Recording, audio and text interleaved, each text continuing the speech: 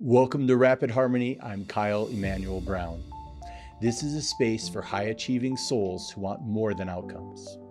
You want resonance, you want truth, you want a life that moves with purpose instead of pressure. Here, we explore success with the soul and direction with depth. We slow things down just enough to hear your own wisdom again. We breathe, we question, we remember the part of you that never needed permission to leave. Every conversation is an invitation to trust yourself more than the noise around you, and live from that clarity that rises when you stop forcing and start listening. Take a breath, settle in, let's begin.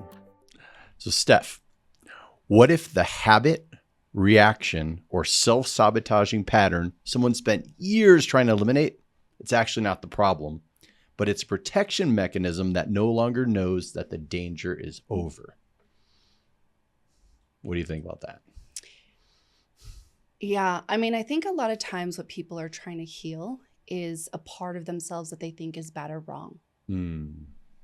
But it's not true. It's actually these adaptations that we've had from growing up, figuring out the world, maybe having parents who were there, not there, that created, again, adaptations that served us when we were younger. And, the brain its primary function is not to make us happy, right? It's to help us to survive. So if we have a certain way of thinking, feeling, or behaving that helped us to adapt or survive when we were younger, well, the brain and our nervous system are going to keep running that same pattern because it's what's familiar, it's what's predictable, it's what feels safe, even if it no longer serves us.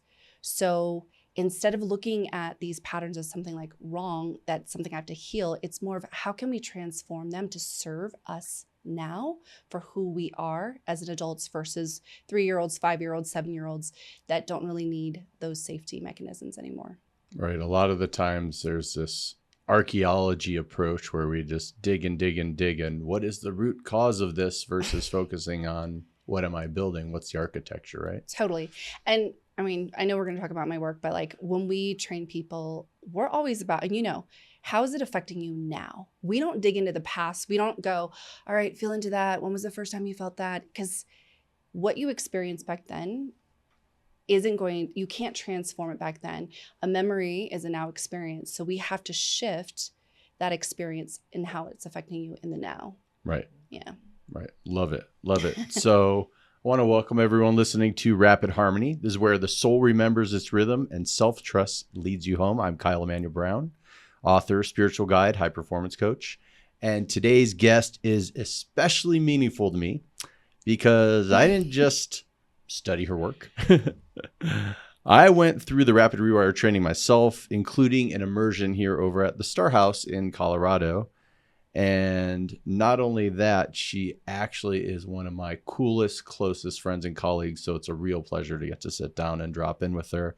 Now, Stephanie Wong is a subconscious coaching expert. She's the co-founder of the Rapid Rewire Method, a system designed to help people dissolving their limiting beliefs, emotional patterns, and unresolved trauma at the root. She's also the co-founder of Unbound, which connects people and organizations with certified Rapid Rewire practitioners. Now, we're going to talk a little bit about why that personal development often doesn't really create long-lasting change, the history of Rapid Rewire, and what I experienced at the Star House, and what becomes possible when you stop treating our patterns like they are our enemies. But first, Steph, I think we need to talk a little bit about how we met. And I think it's pretty serendipitous, pretty amazing. And, it's also one of those things, Sting was singing about it. He might call it a stalker song, but in a good way. I was about to say that. I was like, Kyle, you're about to show another part of me, my stalker side, which I'm very, very good at. Because look at you. You're here right now. Yes, you collect amazing friends. You're great at collecting amazing friends. You're world class at it. Oh, thanks. Yeah, I do have a core belief of everywhere I go, I just collect awesome humans. And I think that that's true. You being one of them, Kyle. Our friendship. So the genesis of our friendship of Stalker Steph finding Kyle was I had just gotten to Colorado, and what makes a place a home for me is to actually have community. And I will do anything and everything to build community, even if it's randomly sending somebody a DM like you.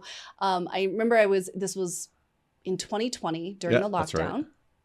Again, just got here to Colorado, and a mutual person that we know had posted on Facebook, where do you live and what do you love about it? Yeah, because that was when the mass exodus out of California. He was in San Diego. I know you're San Diego. I was LA for 20 years, and everyone was just leaving during the pandemic. So I stalked the comments to see where people named, and everybody who said Colorado, I would look at their profile to see if I felt a vibe or not. And you had commented on there. You were just moving here with your family too. And so I stalked your page. I sent you a DM. We hopped on a Zoom, and it was so amazing because it was like right off the bat. I mean, there was a connection. And what was super crazy, there's two pieces that blew my mind in a serendipitous way. One is, as we're FaceTiming, you said, "Oh, here's my partner. You're going to meet him." And he has two kids, and they're the exact same age, girl and boy, as my daughter and son. And we've cruised together, which is a good way to say through the Caribbean. You can actually hang with people. And secondarily, when we said you're in Colorado and I was about to move to Colorado, this is a pretty big state. Huge. Could have been anywhere. Anywhere. You said, "Oh, I think you can see my house from your backyard." And I could. Yeah, we were at the top of the mountain. You were right at the base of the mountain, but we could literally see each other. And thanks to you, because our internet would go out a lot because of that mountain life. And when we were working, I would just message you and Sarah, be like, "Our internet's out. Can we please come down and use your internet?" And we would drive down the mountain, sit in your kitchen. Your amazing wife, Sarah, would cook us food and keep us hydrated. And that's where the fam love story began. That's right. That's right. And fortunately, we're both of that mindset of doing incredible things in the world. So to me, I'm a big fan of, when you meet somebody, you usually view them through the lens in which you meet them. And it's important to expand out from that. So it was like, okay, I'm viewing you as friend, but also viewing you as entrepreneur. And when I got to see your work and hear your story, I was blown away. And especially having such an incredibly strong background. And, you were this, how do you word it? This secret weapon behind high performers, really helping them get their brains right. Why don't you tell us a little bit about, where you got your start? Yeah, I mean, let's go way back to 2007. But that's where I was actually working in entertainment, and I realized that I chose that profession because of my childhood not feeling seen, really. And that was my way. I'm like, look at me working in Hollywood, and I've got these cool parties I'm going to and celebrity friends. And really, it was so shallow. But I think that's, again, that adaptation we were talking about, right? I needed to feel seen, so I chose a profession where I thought that's where I would get it. But I feel very fortunate. I have a mom who started doing personal development work when I was very young. So I was listening to Tony Robbins on tape in my house when she bought his tapes off of infomercials. And same. Yeah, studied psychology in college, started just doing my own deep personal healing. And as that was evolving, I realized that the entertainment world was just, chosen for my wounded self. And so next thing you know, I'll keep this story short, but I was helping a young girl who was struggling with self-love with her, and also had an eating disorder. And I just started supporting her. And next thing you know, she whisked me away to Italy to work with her. I was there for about 7 months. And I always had a heart to serve, but I always thought, like, if you're in service, you don't get paid for it. Right. And so I was supporting her, was able to actually help her. And I think it's because a lot of my own healing that I'd done that I was able to guide her. But when I left Italy and came back, I got formally trained, because I'm like, I can't just work with people based on my own personal work that I've done. I actually need to know what I'm doing. And so, I started getting trained in different modalities. Asian people, we are crazy about efficiency, effectiveness. And so I got trained in a lot of modalities like NLP, hypnosis, somatic experiencing, breath work, strategic interventions, EFT. I can name a ton of stuff. And really cultivated my skills. So I also worked inside of 2 addiction rehabs. I worked inside of a treatment center with women with borderline personality disorder, bipolar, and other mood disorders to really sharpen my skills to become good at helping people to create fast and lasting change. Because again, the efficiency and then also the outcomes, the results I was really chasing. But I still really believed that that was possible. And I ended up helping a celebrity friend who then connected me to another client, who then connected me to another client. And the next thing you know, I have a pretty high profile base of clientele because I was known for getting change or creating change quickly and sustainably. And the next thing you know, I'm like, with clients who I recognize by first name, and it was pretty cool. Was able to, just affect change in that way. I thought it would be, that's how I would create legacy, is working with people who had a lot of influence. Right. And then the trickle down effect, the people that they were, influencing, and then life had a different turn for me. So you had this all going on, you're building this up. Is this around when the world shuts down? Yeah, so it was like the last 6 years of me actually working with people. So it was about 2015 to 2021. Yeah, that I was working with these high profile folks, but started coaching in 2007. So you end up having this awareness of, I want quick, I want efficient, I want fast. You're getting people these really good results. And then something happened in your life that introduced you to this modality where, as you know, a lot of practitioners with the servant's heart get really, really good at servicing clients, but not in building their business or bringing their stuff to the world. And you had this incredible experience that then, made you say, okay, it's time to bring something pretty powerful to the world. And I'd love to hear a little bit about what that moment was. Yeah. So I got pregnant without trying with my partner, now fiance, soon to be hubs. And I was really stoked because I met him a little bit later on in life and didn't know if I'd be able to conceive. And we did, and I was stoked. And then at 9.5 weeks, I lost the baby. And I know grief. I know how it moves. But this time, over time, I became less able to function. And, in 2021, it was like everybody was announcing their pregnancies, the COVID babies. So now when I would open up social media, I would get super triggered. And now I can't look at social media. And then if I was out and about, even if I was walking by a store and I saw like a kid's store, or if I saw a pregnant woman or something, it was, again, ultra triggering. And I would just start crying in public and unconsolably. And so now I'm like, well, now I can't go outside. And I was pretty messed up in the head to the point where it's like I fantasized about hitting the eject button. Yeah. Wasn't able to work with my clients, obviously, because I wasn't of sound mind. I wasn't able to help myself. So how could I even think I could help other people? And I worked on it though. And I even had friends, amazing coaches, therapists, shamans, healers that I had accumulated since 2007. Actually, even before that, when I was working on my own stuff, and no one was able to help me. And I remember going to my doctor's office here in Boulder, and I was trying to figure out how I could optimize my body. And I was bawling when I was telling him what happened with the miscarriage. And he pointed at my face and he's like, "Who's helping you with that?" And I was like, "I've been looking for somebody. I haven't found anybody to help me." And he's like, "I got a guy."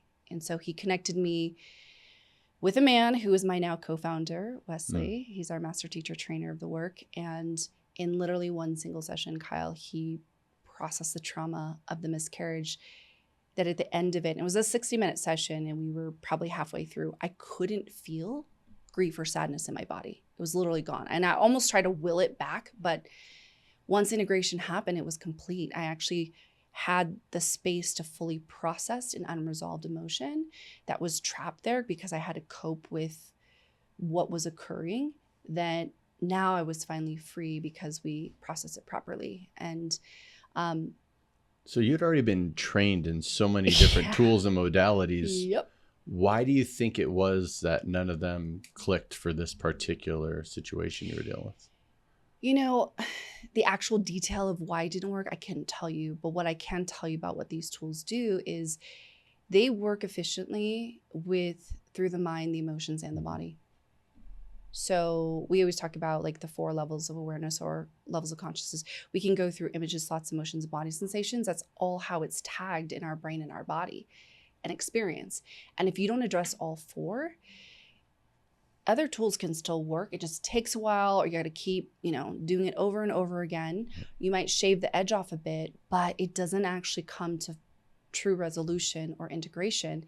And that's just what I found is a little bit different from what these tools are versus what I was highly trained in. And I did get good results too before, but if I'm being honest, there were times where I wasn't always 100% confident that it would work. It's like I would do hypnosis, run a little NLP, record a custom recording for my client and go listen to it for 21 days and pray that they would listen to it and hope that it would kick in and work. Right. And sometimes it did. And other times it would just take even more to figure out what to do. But there's just, I think, a different in the way that it addresses our emotions and our mental emotional content. I love that. So in your situation, do you feel that the memory changed or that your relationship with the memory changed? Oh, relationship with the memory changed completely. When we talk about integration, or when I talk about it, it's about de-identifying from the problem or the experience or that emotional reaction, whatever it is. So often we're so adhered to it, right? That's the pattern that we're stuck in, and we keep repeating it because it's efficient, it's familiar, it's predictable.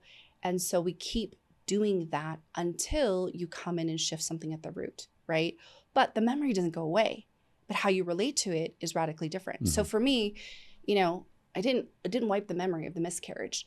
And honestly, Kyle, if I wanted to conjure up tears and be sad about it, I can.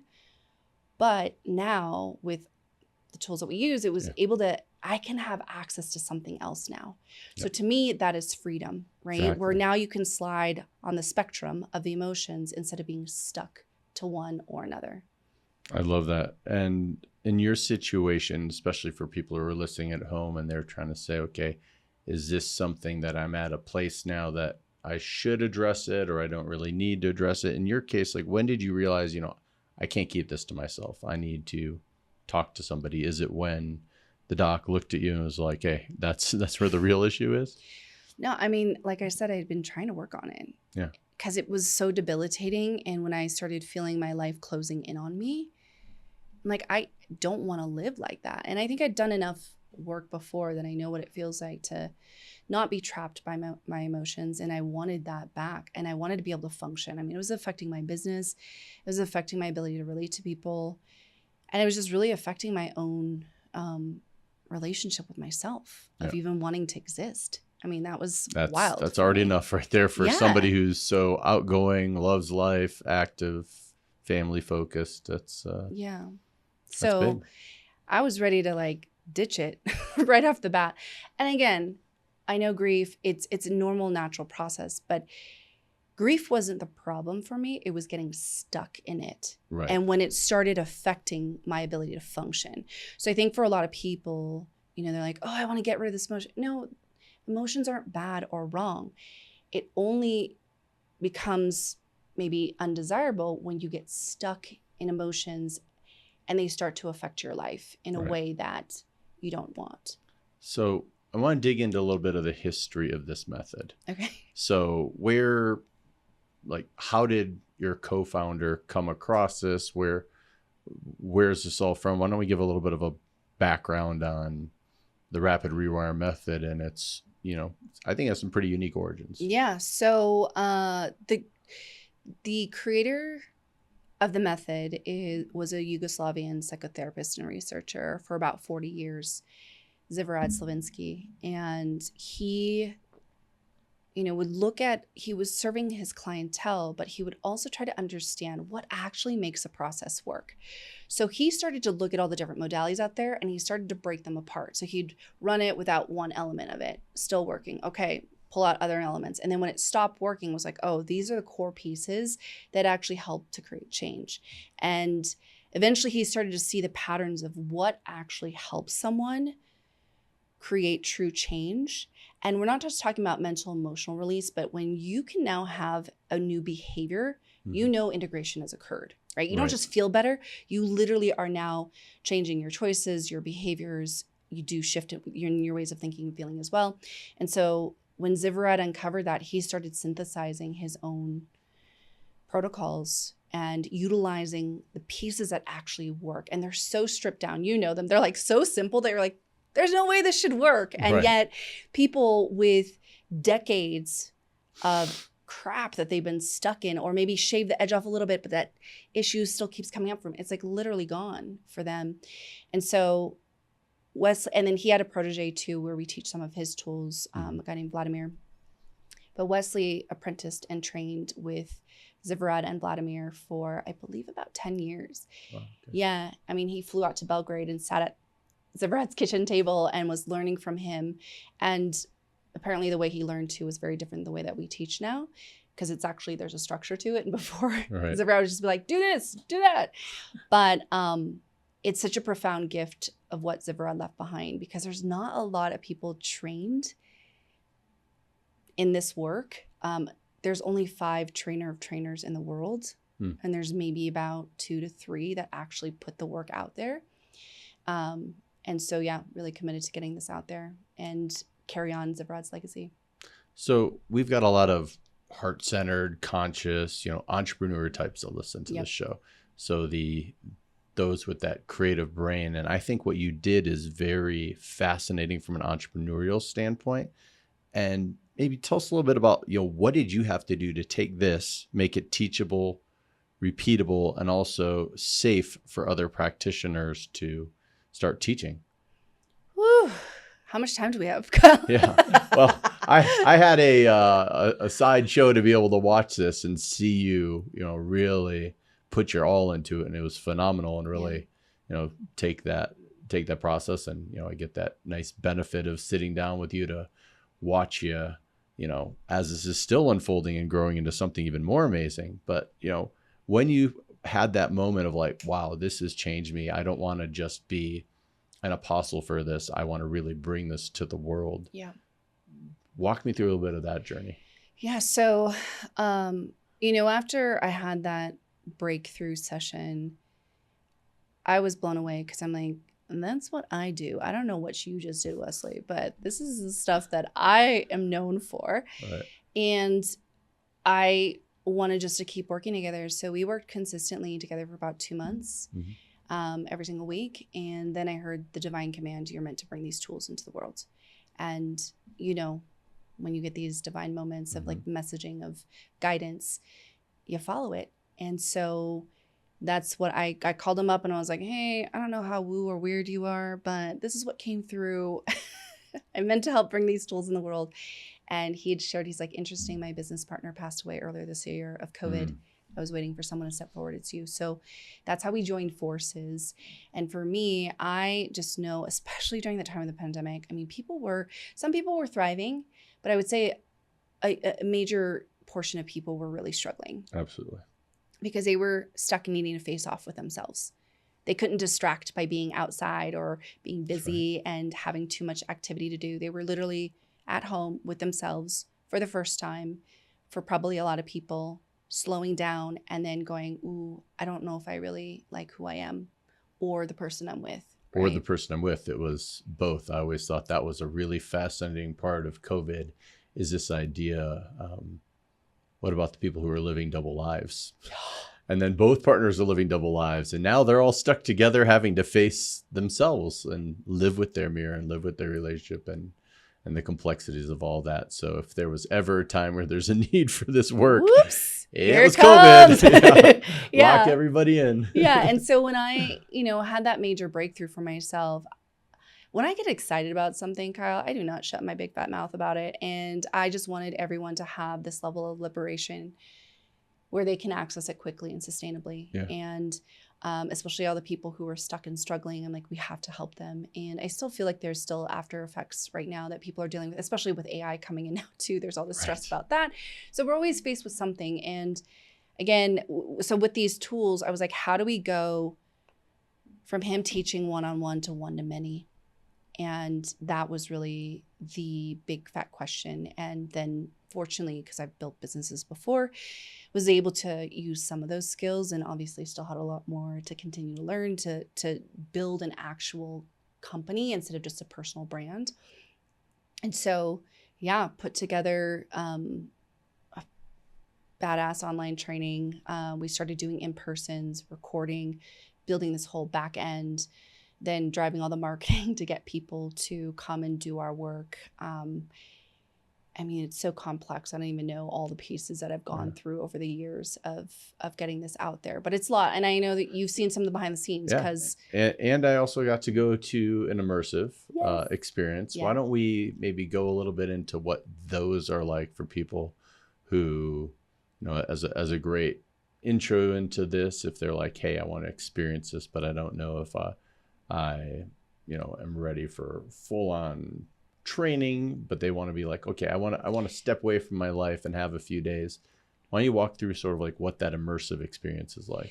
Yeah, so we have a lot of different offerings. Our 3-day is my favorite thing because we get to be in person with people. It was so fun having you there and having your energy and presence, and just to be able to have you know more about the work. But over the course of those 3 days, we host them at the Star House in Boulder, which is like already magical space in itself. Totally. It's a star site. And we teach some of our tools on the spot. We're not about fluff. We're about like getting you what you need and then getting you into action so that you can learn to fish instead of us fishing for you. So in those 3 days, you know, we do talk some theory, but we literally go, here are 5 of our tools. We're going to teach you. And all of our tools are in a script, right? They're like easy to follow. You get a folder of your scripts, you pull them out. We'll say, here's one. This is kind of what it can do. Wesley will run a demo on someone, and then we go, cool, pick a partner and go facilitate them. And then they facilitate you. And you get to see immediately if there is a step-by-step way to really work with the mind, the emotions, and the body efficiently and effectively. You all create a change for each other, even within the first use. Because we would hear the testimonials on the breaks or in the mornings when we would start, and people sharing huge issues that they were holding on to that they could let go of. And while, yes, we focus right now more on training coaches and therapists and healers, we have a lot of people who are not professionals using, you know, in the mental emotional space, but they're like, hey, I want to be empowered myself. I want to learn these tools that I can use to help myself anytime, anywhere. And now that I also know them, if I wanted to help another person, I could. And I feel like that's the ripple effect. Like anyone can learn this and to be able to help themselves. Like my brother, he's a really high level C-suite executive. He helped Redbox IPO. He has zero desire to be a coach. Right. He's a big burner. And at Burning Man 1 year or 3 years ago, he said to me, he's like, man, people are just really struggling. Everybody I talk to at the burn, you're just hearing so many problems and issues that people are dealing with. He'd already experienced our work. I've helped my nephew with it. I helped him with it. And he ended up coming to an immersion to learn these tools because when he learned them, all of our tools you can use on yourself, someone else, you can facilitate entire groups. He was using them on himself, but then that next year when he went back to the burn, that was his playa gift. Oh, nice. Where instead of just hearing people complain or share about their struggles, he actually had a way to help them. So he'd be like, can I help you and process this? And people would say yes. And inside of 15 to 30 minutes, he could genuinely help create change for them. And he learned all that just by participating in those 3 days. That's incredible, especially with, siblings tend not to hold their siblings' work up on a pedestal. So it's cool that obviously your transformation was enough to get his curiosity. They showed up. So that's pretty cool. It's awesome. He's the best. So I want to bring it back to a thing that you and I actually share in common, which is Tony Robbins on tape growing up, which is pretty awesome. And we'll move it from Tony, because the guy is brilliant, just into the overall personal development space. And why do you think that so much of personal development stuff really is creating inspiration rather than lasting transformation? Because so much of it is just surface level work. right? It's working on the conscious and not going deeper into the unconscious, where a lot of these beliefs, these patterns, these unresolved emotional wounds, or these emotional patterns are stored.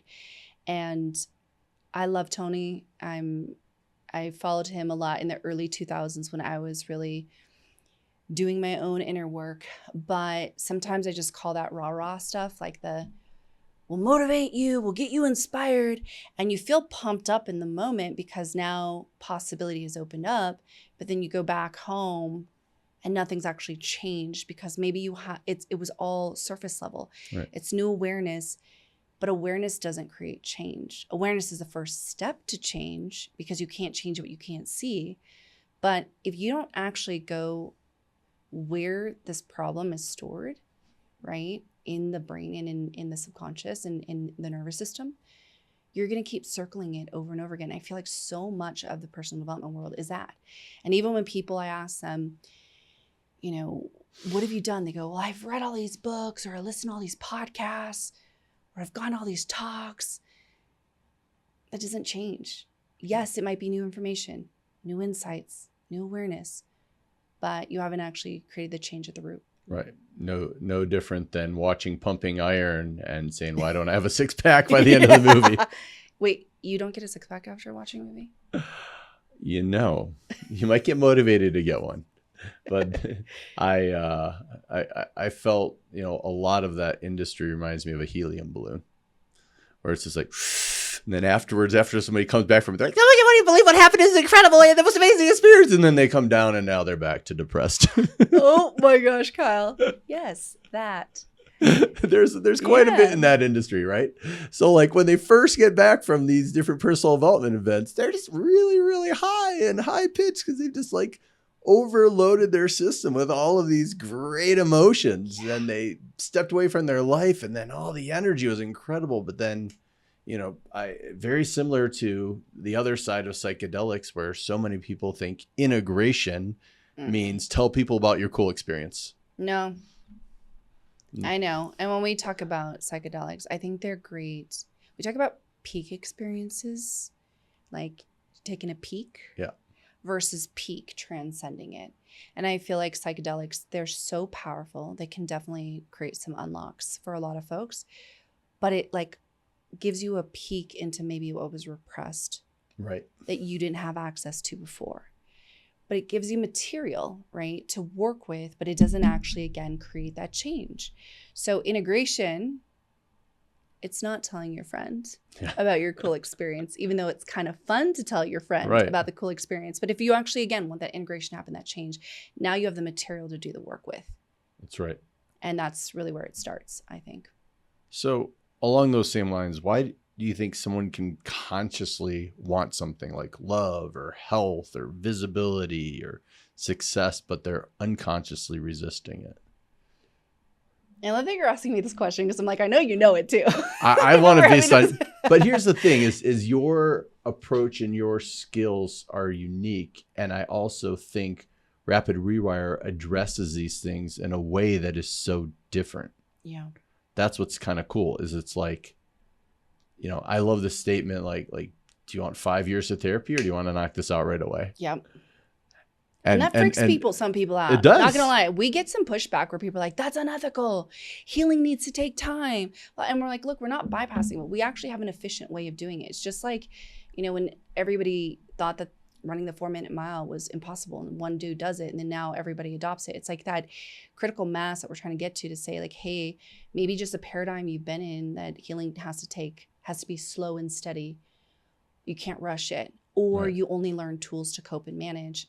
We're spinning it on its head because it's like, well, if you actually have something that can do the opposite or just make it faster, why wouldn't you? But we still do get some pushback on that. It gets the MRR, monthly reoccurring revenue model a little bit blown up where you're like, crap, I was going to have you come in here and crack your back with 7 different adjustments and then have you come back Monday, Wednesday, Friday. Keep coming back. And now you're here and crack. And then we go crack and you're good. And that's, we keep you going. So it affects that MRR. So it does throw that little piece of, I've been with my therapist for 19 years on its head.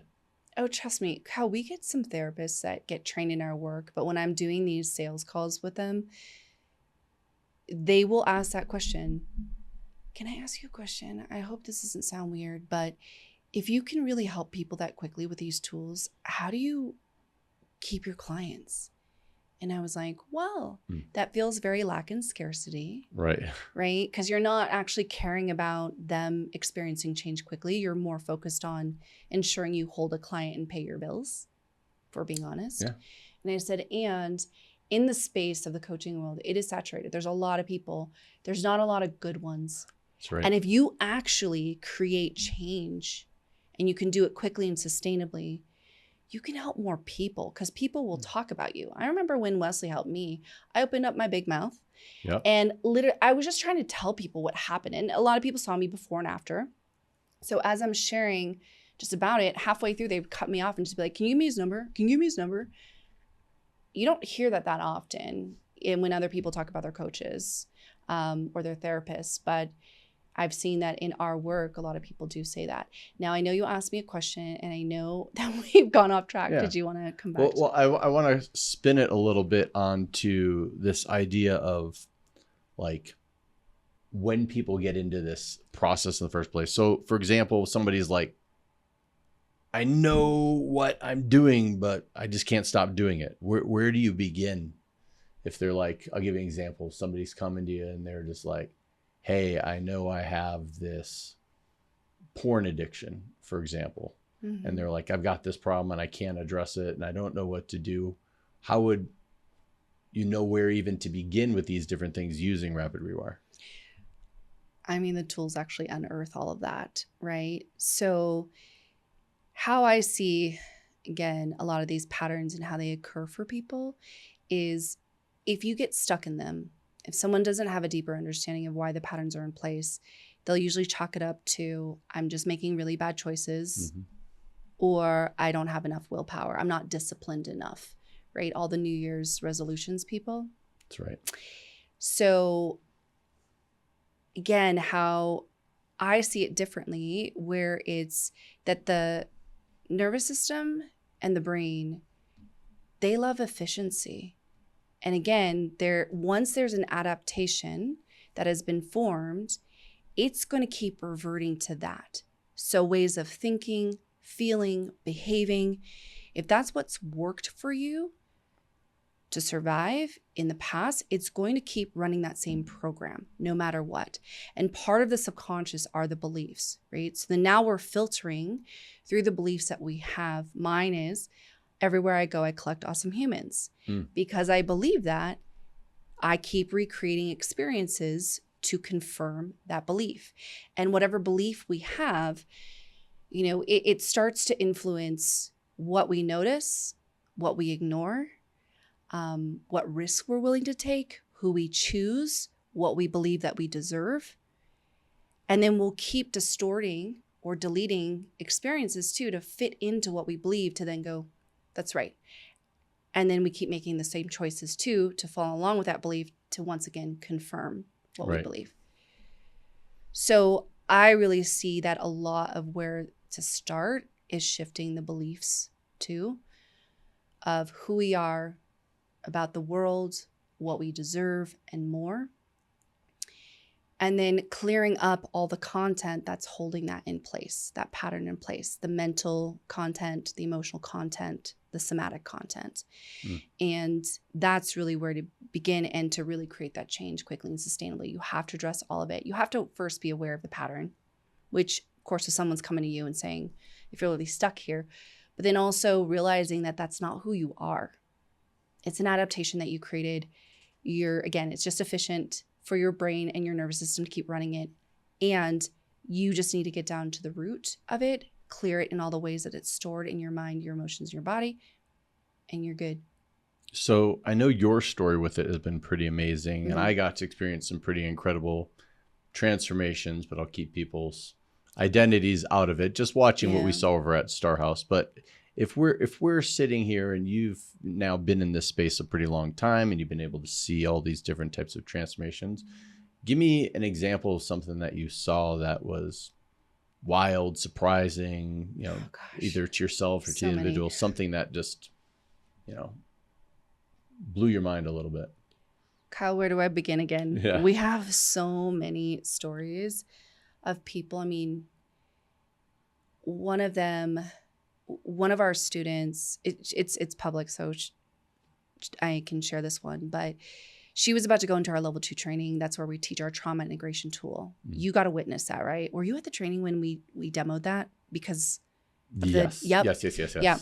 So we have a study that we're doing. I was thinking of who the person was, but yeah, I actually remember. Yeah. So we have a study that we're doing with Northwestern University and the University of Tennessee, validating our trauma integration tool, the one that was done on me. That same tool, there was a young woman in our training, and she was like, I can't wait for level 2 because that's where we teach that one.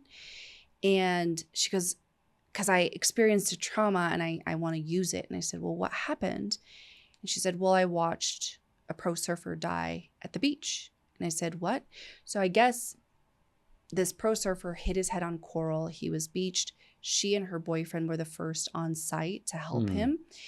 Next thing you know, all the first responders come, a whole crowd forms, and he passes away. And because of that experience, she's like, I can't go back to the site of the accident. In fact, I don't feel comfortable going to a beach. And she lives in Cocoa Beach, Florida. Oof. She was having flashbacks of his deceased face. She was having random anxiety panic attacks. She was having trouble sleeping. I mean, again, these emotions aren't terrible, right? But when they're impacting your ability to function, it becomes a problem. And that's what was happening for her. And so I said, oh my gosh, well, you know what? Let me just see if we could process you before our training starts. So we did. Kyle was 18 minutes. We recorded it. It's in our online training portal. 18 minutes. She was fine. Wow.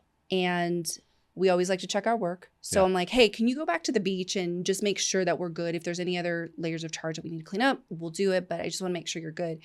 And I missed her the next day. She already went to the beach. And so 2 more days later, she went back and we were Zooming. And she's like, yep, I'm at the site of the accident. I feel nothing. I actually see more details and colors than I saw before. She's walking, and there was a memorial that was put up for this guy, and she saw his name. She showed me. She goes, I feel nothing but peace and gratitude.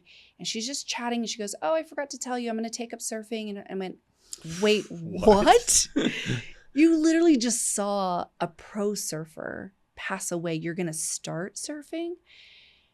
But that's when we know that the change has occurred, when integration was truly there, that now someone has the freedom to choose, regardless of what they've witnessed or experienced in the past. You're not held, you're not held captive by that. You're still free to move about the cabin and make your own choices and decisions based on true, choice, instead of making choices based on your programming. So phenomenal shift in 18 minutes of work. It's crazy. And lasting shift. And I love that it didn't make her numb to the situation. It put her in her natural state of peace and gratitude. Yeah. And so I would love your take on how you see these subconscious patterns connecting to a lack of self-trust.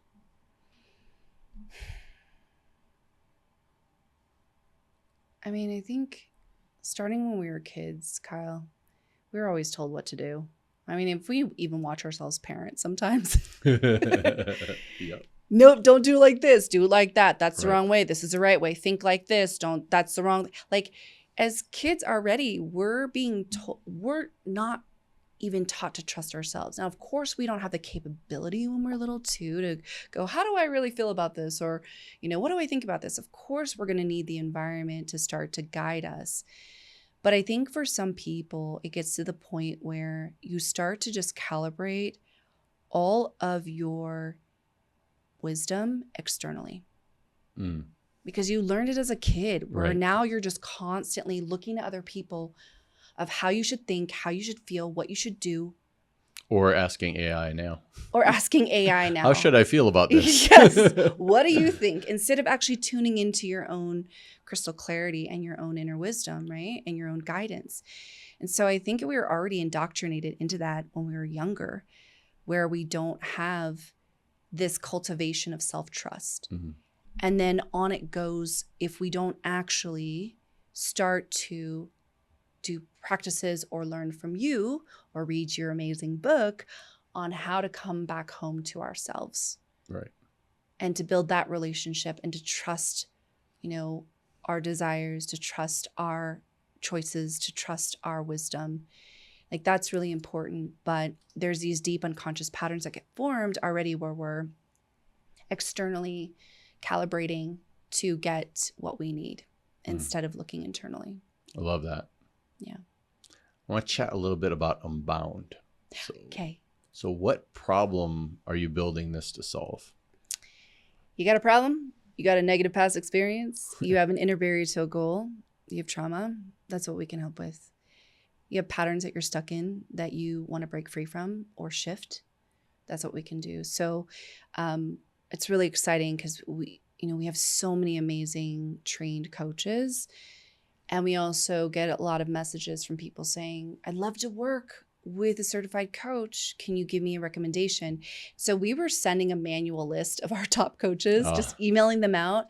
And then we realized, hey, there's a deep need because people are waking up to the fact that change doesn't have to take time. Right. And most people are in such deep suffering and have so many more issues to deal with that they're like, let's just start knocking them out efficiently. And so we get a lot of requests of people wanting to work with a practitioner. So Unbound marries those two together. A client can come and hire one of our certified coaches to help them. And we do a really lengthy intake for the client, and we have a pretty thorough intake on the coach. So we have intelligent matching to make sure that they get who they need. Yeah, so to really clear support matchmaking. them. Yeah. Excellent, excellent. And I know integrity and authenticity are two of your most potent words. Oh yeah. Yep. Yes. Yeah. And as we know, rare in so much of the coaching space is to really stand in that. And I think it's beautiful to take that kind of time to ensure that, you're really matching up the right things with the right people and the right connections, because these are pretty sensitive topics people are addressing. Yeah. And people really, do want that change. And I feel like we're giving that to them, but the only way you can also really open up is if you have that rapport with the person you're working with. Right. And I know that there's this big fear of like, oh, well, AI for coaches, AI is going to take over and, everyone's going to turn to their AI as their therapist or their coach. But I really believe that contact is the carrier wave of transformation, actually being able to be with another person, to be witnessed, to be guided. And I don't think that there will be some that turn to AI. I don't think it's for general stuff, fine. But for deeper things, it's important to work with someone. And I know your friend's husband won that case, right, against OpenAI, where that young boy took his own life, guided by ChatGPT. And it can be really dangerous when you're relegating your mental and emotional well-being to a machine. It's a lack of understanding of empathy, energetics that are involved, human-to-human connection, divine orchestration. All of those things are not coming through AI. Yep, it's not. And I think that is incredibly important to remember when it comes to guidance, especially on the really serious traumatic stuff. Mm-hmm. And again, it doesn't get to the root cause, right? Now you have this thing that's validating everything about you. So it feels good, still conscious level stuff, right? It doesn't actually create the change for you. It doesn't go to root cause. Yeah. It doesn't know how to process you or support people in the ways that you do, Kyle, to really help people create that shift and transformation for themselves. Well, since you are all about rapid transformation, yes, I want to hit you with some rapid fire. Okay. And just what pops into you right away, and we're just going to pop through a few of them. So what's a pattern you had to rewire personally? That it's okay to say no when I mean no. Oof. Amen to that one. The emotion high performers avoid most. Feeling not enough. A personal development belief you no longer have. Oh, that change has to take time. There you go. That's a softball if I ever gave you Yeah, one. thanks. Thanks, bro. You're welcome. A practice you still use regularly. I still meditate every day. Nice. Yeah. The first sign you're leaving alignment. I could feel it in my body. Yeah. Yeah. There's like tension and also a lot of toggling in my mind of should I not? Should I not? Yeah, you get into the shoulds. Yep. One thing people confuse with self-love. All the surface level stuff, taking yourself out to eat, baths, flowers. Yeah. Time to rest. A boundary that changed your life. I'm like cutthroat on who gets to be in my inner circle. Yep. That's true. Just being part of your inner circle, I see that. Cutthroat. Yes. Something people are surprised to learn about you. So many things. I'll share this one because it just came out and people were like, what? I want a game show. What? Yeah, see? Whammy, the all new Press Your Luck. Do not go searching for it. It actually took a while for me to find it, but I did watch it with Matt and Cruz. Nice. And they were making fun of me the whole time, so please do not search it. But yeah, I won a game show. And it was like at the time the biggest prize, money and prizes and cash that they had won at the time. And what did you win? Oh my gosh, $16,000 in cash. I want a projection TV. Do they even make those anymore? A snowboard, bungee jumping for 2, a coffee maker, and there was one other thing. And I was in the green room watching other people ahead of me. So I was seeing what was on the whammy. And I was like, ooh, I'd like to have a new TV. Ooh, I want a snowboard. Ooh, I want to try bungee. I literally pretty much everything I wanted, I got. Amazing. Right? Amazing. And that's, Jeopardy level cash. So that's right? That's pretty good. I'm also a black belt in Taekwondo. Nice. I threw a second one in there for you. I like that. We got to throw that in there. Mental note, don't piss off Steph. No, Taekwondo is pretty, but it's not effective. I would get my butt kicked if I got in a fight. What are you still learning to trust?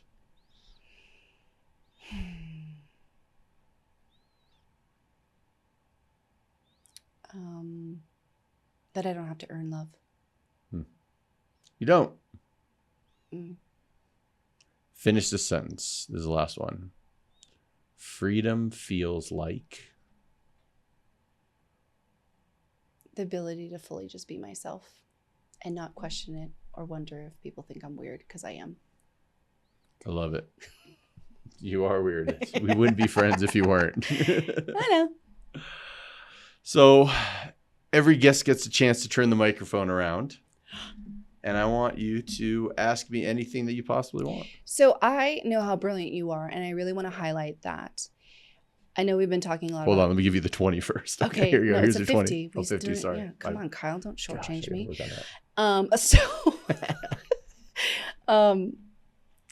We're talking so much about patterns and breaking patterns, but if someone came to you, and I know pretty much all your clients do, how do you help them shift a pattern, an undesirable pattern they're stuck in?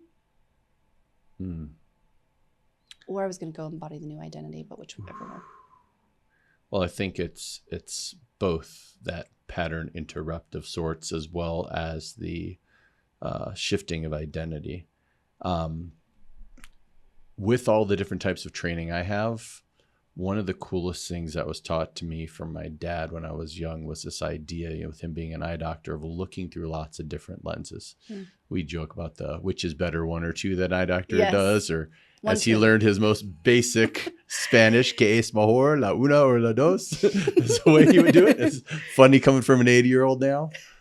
And to me, I like to look through all of the lenses and all of the bodies.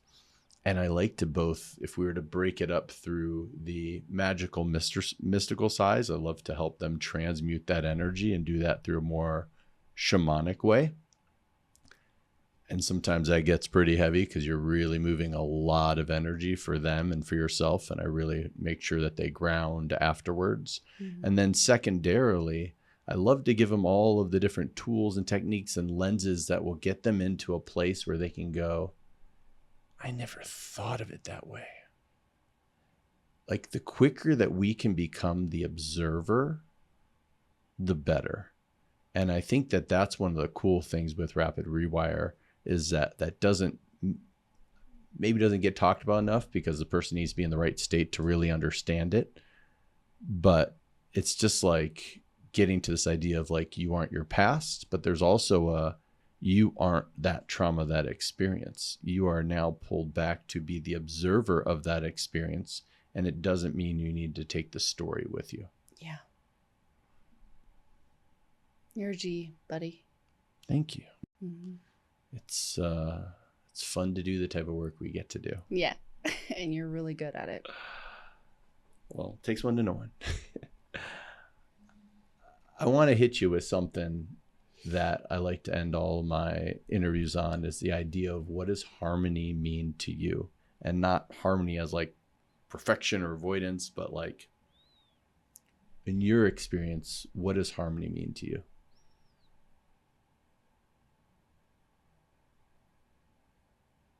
I would say I'm going to go inner harmony, because I don't like to ascribe to astrology, but I am a Libra sign. And so I do love harmony externally, but also internally. And I think it's the ability to just be at peace with self.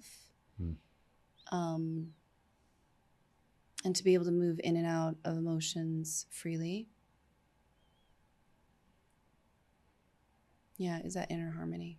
Beautiful. Creates a lot of outer harmony as well. It sure does.